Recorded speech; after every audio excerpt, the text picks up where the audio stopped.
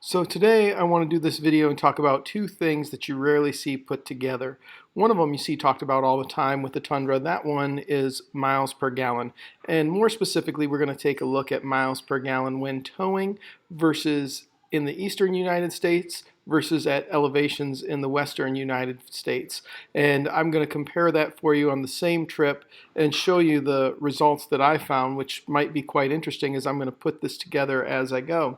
The other thing that people rarely talk about is range. And if you look at the readout here from my OBD2 to my Alpine ILX F309, it says I have 625 miles of range left. Now that will recalculate all the time. When I'm towing and I'm towing heavy, it'll recalculate and I'll see somewhere in the neighborhood of 375 to 400 miles per range after a fill up when I'm towing consistently over an extended period of time.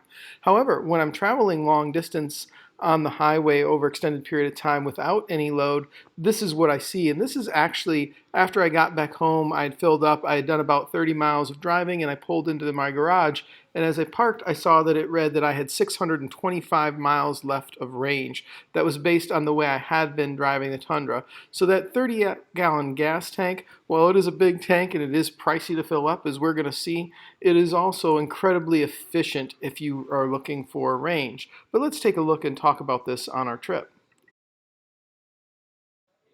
Now I'm going to demonstrate here with a couple of legs that are on the eastern half of the United States before we get to the higher altitude western states, and then a couple from out in the western states. I'm also only going to use legs where I know the exact distance from fill up to fill up and only where the truck was hooked up to the trailer the entire time. So this first leg we're going to look at is from my home in Augusta, Georgia to our first stop, exactly 276 miles west at the Buc-ee's gas station in Leeds, Alabama. And let's take a look at the results of that first fill up.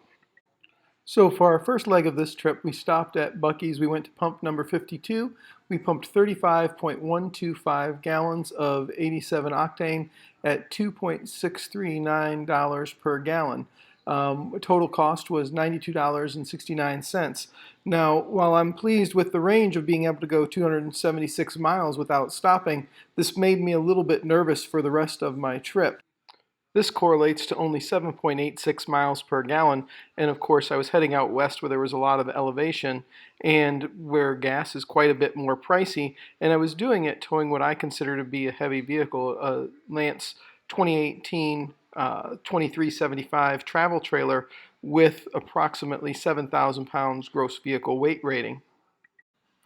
The next leg of our trip that we were able to do without any stopping and without any unhitching went from the Pilot Travel Center in New Albany, Mississippi to the Flying J in Russellville, Arkansas. That trip should be about 292 miles. However, with reroutes through Memphis due to the problems with the I-40 bridge over the Mississippi, it was exactly a total of 310 miles, and we used 36.23 gallons at a price of $283.9 for a total of $102.86 is what it cost us to fill up at that next leg. Now this did correspond to an improvement up to 8.56 miles per gallon. It's not quite what I was hoping for, but it is still a very respectable number given what we were towing, which was a travel trailer with a gross vehicle weight rating of about 7,000 pounds that was probably filled to about 6,500 pounds at that point in time. So let's switch gears and take a look at how we did towing out in western states up near a mile of elevation and even more. We stopped at the Silver Moon Cafe and spent the night boondocking there. It's a historic stop along Route 66. The next day we got up and filled up at the Love Station there before taking off and traveling exactly 198 miles to Denny's in Cuba, New Mexico. There we filled up with 24.852 gallons at $349.9 for a total of $66.96. So coming in at 7.97 miles per gallon, this was a mild improvement over our first leg out east, not quite as good as our second leg out east. But the significance of this is that we were at over a mile of elevation for this entire trip. And what we're told about naturally aspirated engines like the 5.7 liter in the Toyota Tundra is that they're supposed to falter when you get up to elevations. I just don't find this to be the case. I don't find that to be the case at all in the mountains. I think what happens is out east we have a lot more hills, and the hills on I-20 are a lot more challenging for the engine than the elevation is out west. Before we take a look at our next leg out west, we need to have some full disclosure. In the eastern half of the United States, 87 octane is regular. That's what the Toyota Tundra takes. In the western United States, it's sometimes hard to find 87 octane. Sometimes you have 85, sometimes you have 86, sometimes you have 88, sometimes you have 91. Rarely do I see 87. If it was at all possible to get 87, I filled up with 87. If 87 wasn't available, my next choice was 88. If for some reason 88 wasn't available, my next choice was 86. That's what I kept. That's all I filled up with during my trip out west.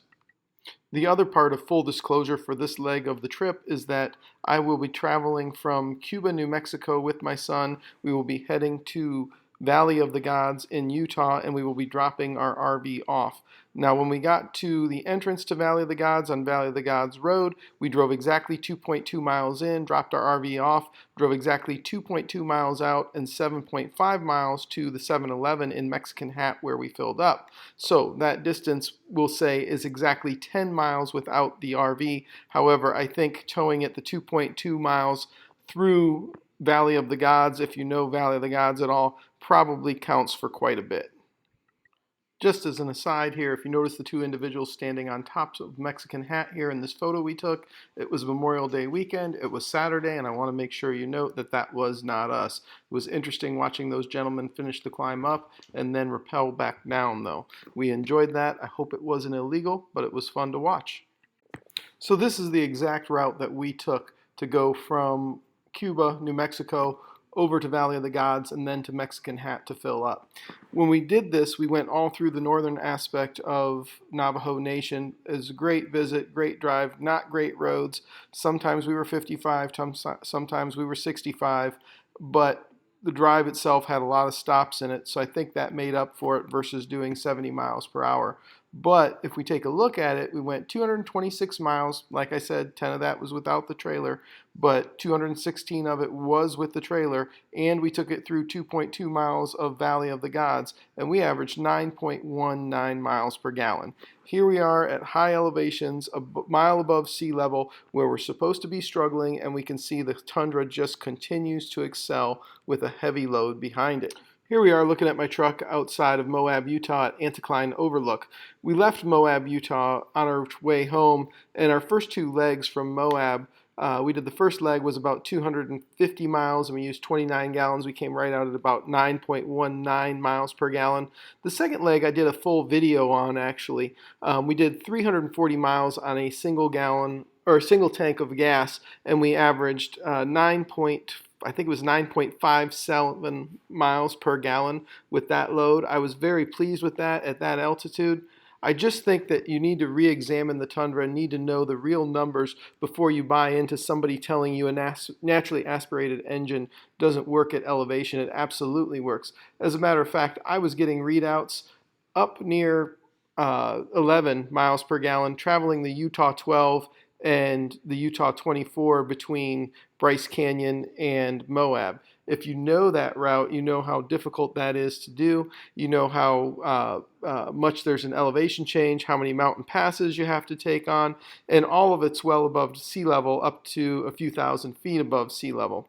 So I think as you examine everything, think about the Tundra in terms of its range, think about it in terms of its miles per gallon towing, and we're probably going to do some upcoming stuff based on miles per gallon around town and towing a little bit lighter, because I think that's all been misquoted. I hope you found this helpful. If you did, hit like, hit subscribe. Feel free to comment on it. I'd love to hear what you have to say and your take on it. Some people don't quite get what I do out of my Tundra, and it's good to hear from everyone.